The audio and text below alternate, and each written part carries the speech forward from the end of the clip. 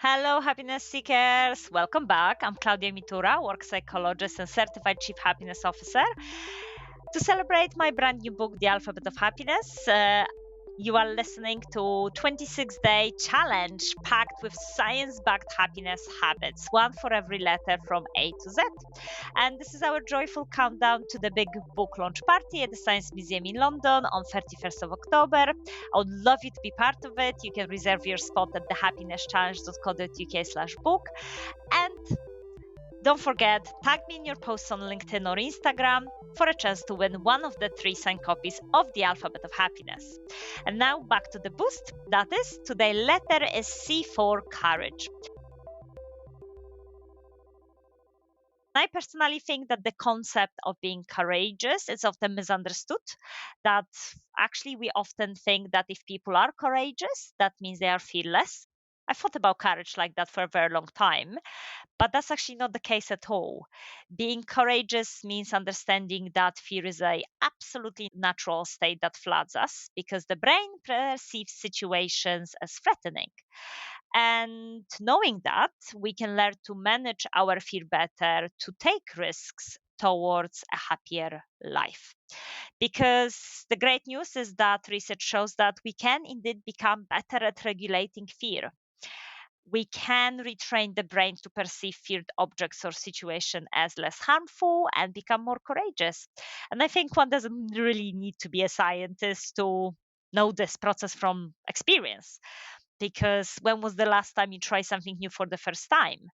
Driving, public speaking, traveling on your own? Terrified until you've learned how to do it. And once it became familiar, your brain stopped perceiving it as highly threatening situation and you became much more resilient. I think it's important to understand that being courageous enriches our life. Research confirms that happy people engage in activities and face situations that might be scary in the short term, causing them some discomfort, but in the long run, they reap the benefits of joy and higher life satisfaction. In the Alphabet of Happiness, I explore different methods that can help us to tame our fears and be more courageous. And today I encourage you to practice vulnerability. So, have you ever decided not to show your vulnerabilities to others out of fear? Me too. I think we often in situations when we might be hiding a little bit behind a mask and pretend.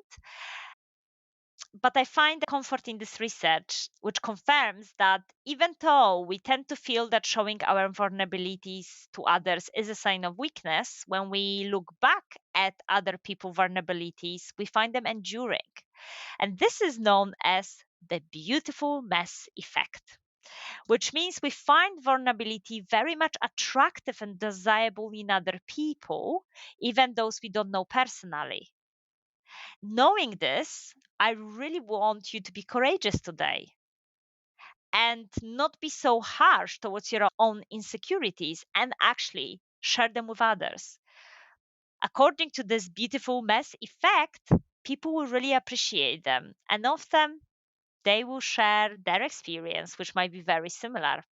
So, thank you for listening.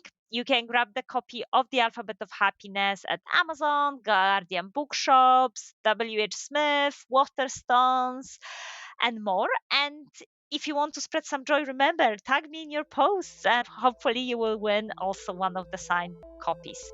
I see you tomorrow for the next letter and another happiness boost. Bye.